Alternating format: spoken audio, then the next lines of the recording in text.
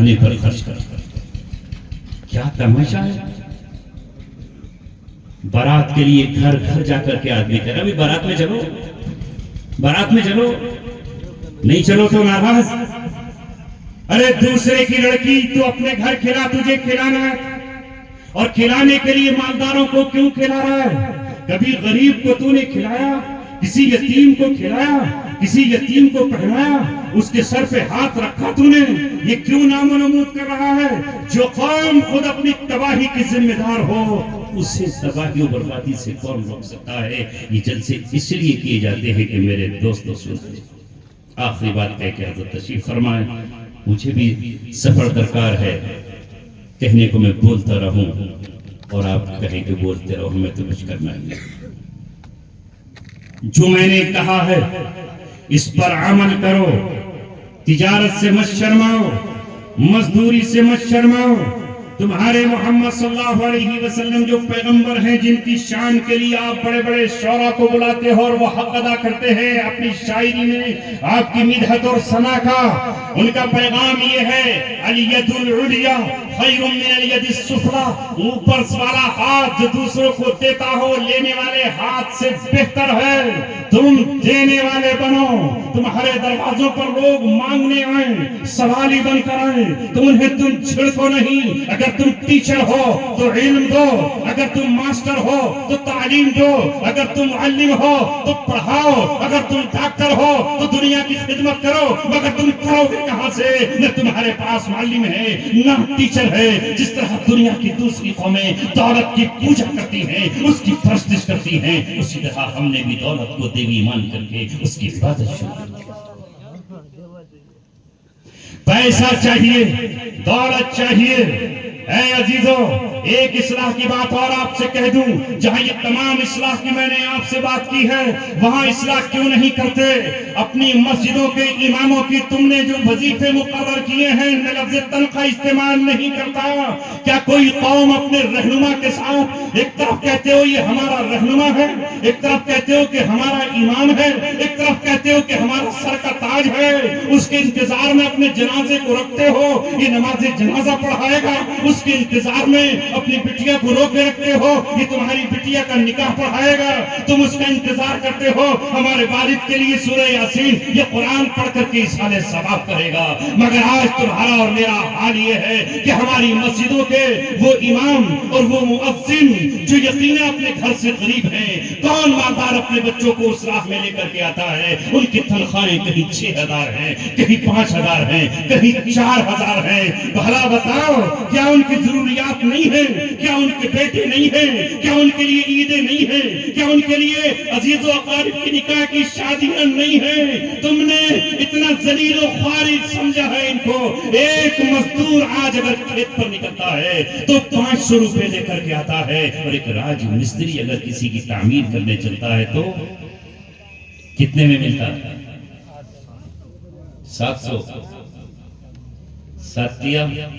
21,000 روپے تو اس کی بھی تنخواہ ہو گئی نا. ہم دیں گے اپنے مؤذن کو 21,000, ہم دیں گے اپنے امام کو 21,000. ہم نے رسوا کیا. خدا کی قسم, اگر ہم اللہ تبارک و تعالیٰ کی کتاب سے محبت کرتے ہوتے تو پتہ چلتا کہ ہماری مسجدوں کے اماموں کی تنخواہ مزدور سے زیادہ ہے, معمار سے زیادہ ہے, ایک چپراسی سے زیادہ ہے.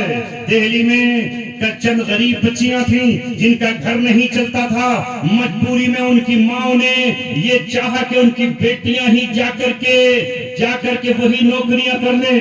گھر نہیں چل پا رہا ہے تو پھر حج عمرے کی ایک کمپنی میں وہ ہماری وساست سے گئی, جہاں پر وہ ہے آج ان کی تنخواہ وہاں 6 گھنٹے کی ڈیوٹی پر 22,000 روپے ہے.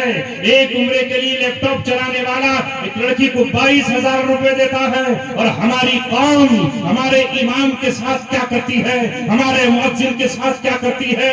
جب یہ منظر, جب یہ عالم, جب یہ ہوٹنگ, جب یہ ذلت کا منظر اس کی اولادیں دیکھتی ہے تو بچے یہ کہتے ہیں ابا جان میں تمہاری طرح در در کی ٹھوکریں نہیں کھا سکتا, میں کپڑے سی لوں گا, ٹیلر بن جاؤں گا, میں کچھ بن جاؤں گا, مگر میں اپنی قوم کے تانے کس طرح سہوں؟ اور اگر ذرا سا کسی کی بات نہیں مانی تو پھر وہ ہوتا ہے جو آپ دیکھتے ہیں. میری آپ سے اپیل ہے، یہ اصلاح پیدا کرو، یہ اصلاح کرو، اپنے اماموں کو عظمت کی نگاہ سے دیکھو، یہ ترجمان ہے تمہارا اللہ کے درمیان اور تمہارے درمیان۔ وہ کہتا ہے ایاک نعبد و ایاک نستعین، تم خاموش رہتے ہو، وہ دعائیں کرتا ہے تم اس پر آمین کہتے ہو، وہ والضالین کہتا ہے تم اس پر آمین کہتے ہو۔ وہ ہمارا اور آپ کا ترجمان ہے، کم سے کم اس کی عزت اور عظمت تو کریں، اس کے بچوں کی کفالت تو کریں، کبھی پوچھے تو صحیح تمہارے کتنے بچے ہیں، یہ تمہارا جو بیچ کا بیٹا ہے یہ بڑا ہونہار نظر آتا ہے، یہ بڑا قابل نظر آتا ہے، زبان بڑی سستا ہے، اسے کسی اعلیٰ تعلیمی ادارے میں پڑھا لو، اس کا خرچ میں اٹھاؤں گا، اس کا بستہ میں لا کر دوں گا، اس کی کتابیں میں لا کر دوں گا، اس کا قلم میں لا کر دوں گا۔ خدا کی قسم، جو قوم اپنے ہیرو کو نہ پہچانے، جواہر و موتیوں کو نہ پہچانے اور قدر نہ کرے، اس سے ناکارہ کوئی قوم ہو نہیں سکتی ہے۔ اس لیے میں آپ سے یہ عرض کر رہا ہوں کہ اپنے گلی سے لے کر کے بازاروں تک، بازاروں سے لے کر کے اپنے محلوں تک، کھیت سے لے کر کے کھلیانوں تک آپ کو اپنی اصلاح کرنی ہے۔ آج کے بعد جب تم اپنی گلیوں میں گزرو تو تمہاری بستی میں یہ ڈھونڈنے کی ضرورت نہیں ہے کہ مسلمان کون ہے، لہذا بچہ بڑوں کو سلام کرے، بڑا چھوٹوں کو سلام کرے، گھر میں جاؤ تو ماں کو سلام کرو، اپنی بیوی کو سلام کرو، اس بستی کو سلام کے نغموں سے آراستہ پیراستہ سجا دو، ہر گلی میں سلامتی کا نغمہ گونج رہا ہو اور اس کی مثال پھر دوسرے گاؤں میں پہنچے۔ ایسا کریں گے؟ کریں گے کہ نہیں؟ اس میں بھی کچھ خرچ ہوگا۔ سلام کو عام کرے، اور دوسری بات یہ کہ محبت کا پیغام عام کرنا شروع کر دیجیے۔ اللہ نے ہمیں صرف محبت کے لیے بھیجا ہے کہ نہیں؟ اگر کوئی ننھا لخت جگر گزرے، اسے محبت کی نظروں سے دیکھ لو۔ محبت ہی تو سب کچھ ہے، محبت نہ ہو تو کچھ بھی نہیں ہے۔ محبت کی نظر سے دیکھو، اپنی بیوی کو بھی محبت کی نظر سے دیکھو۔